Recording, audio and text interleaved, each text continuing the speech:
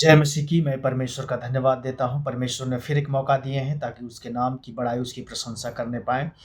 एक वचन आपके साथ मैं साझा करना चाहता हूँ, क्योंकि ये जो समय चल रहा है दोस्तों, ये फसल काटने का समय है।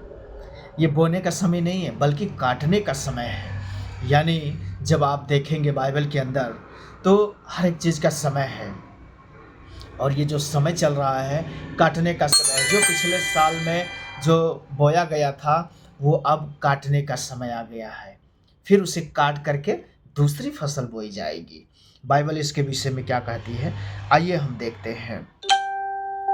यिर्मयाह 51 का 31 वचन में लिखा है, 33 में यहाँ पर लिखा है, क्योंकि इज़राइल का परमेश्वर सेनाओं का यहोवा यूँ कहता है, बेबीलोन की बेटी दाँवते समय के खलिहान के समान है।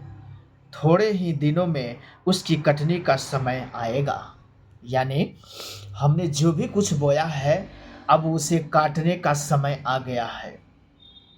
हमने पिछले साल में धान बोया था, अरहर बोया था और तिल बोया था। ऐसे बहुत सारे फसल जो होते हैं बरसाती, उसे हमने बोया था। लेकिन ये समय जो नवंबर दिसंबर का महीना है, ये काटने का समय है। उसे काटा जाएगा, फिर खलिहान में लाया जाएगा, उसे दाया जाएगा, उसमें से अच्छे दाने निकाले जाएंगे। एक वचन मैं और आपके लिए पढ़ना चाहता हूँ, यूहन्ना उसका 4 अध्याय उसका 35 में इस प्रकार से लिखा है,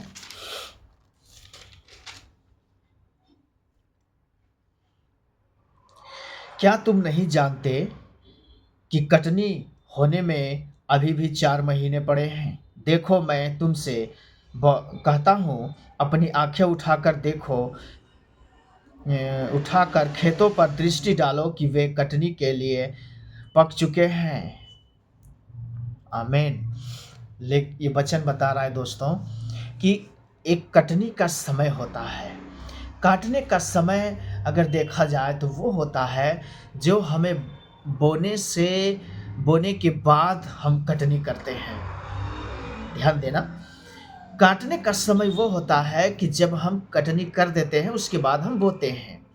और जो पिछले बार हम बोए थे उसे हम काटेंगे, खलिहान में इकट्ठा करेंगे, उसे दौरी कराएंगे और अच्छे दाने जो होते हैं उसको हम इकट्ठा करेंगे, अपने घरों में ले आएंगे।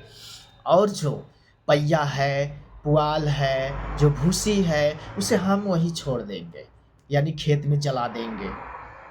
आज सवाल ये उठता है कि क्या हम अनाज हैं या पहिया तो नहीं है, कहीं उस भूसी के समान तो नहीं है। भजन संहिता कहता है कि दुष्ट लोग उस भूसी के समान होते हैं जो पवन से उड़ाई जाती है।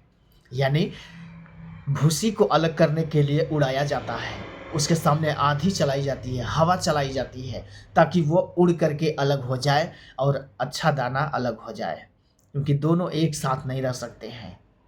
इसलिए पाप और परमेश्वर दोनों एक साथ नहीं रह सकते हैं, या पापी या परमेश्वर दोनों एक साथ नहीं रह सकते हैं। उसे हर तरीके से साफ करना ही होगा।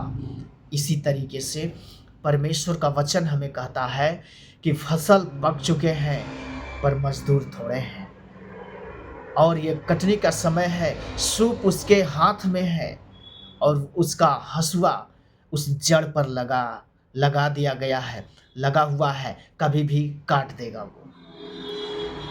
यूहन्ना 15 अध्याय में अगर पढ़ेंगे तो वहाँ लिखा है, जो डाली फल नहीं लाती है उसे वो काट देता है।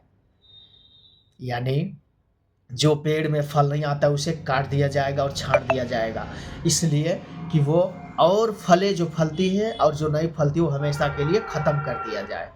दोस्तों, मैं एक चीज़ बताना चाहता हूँ कि हमें फलवंत वृक्ष बनना है। फलवंत वृक्ष कब होगा? जब भजन संहिता 1 का 3 में पढ़ेंगे तो वहाँ लिखा है, वह उस वृक्ष के समान है जो बहती नाली के किनारे लगाया गया है, जिसके पत्ते कभी नहीं मुरझाते, बल्कि अपने समय पर वो फल लाते हैं। यानी कि उसमें फल आएंगे, बहुत बड़े बड़े फल, अच्छे फल आएंगे। तो दोस्तों हमें फलवंत बनना है, अच्छा बनना है, इस बात का हमें विशेष ध्यान देने की ज़रूरत है। सो परमेश्वर आप सभी को आशीष और बरकत दे। जय मसीह की।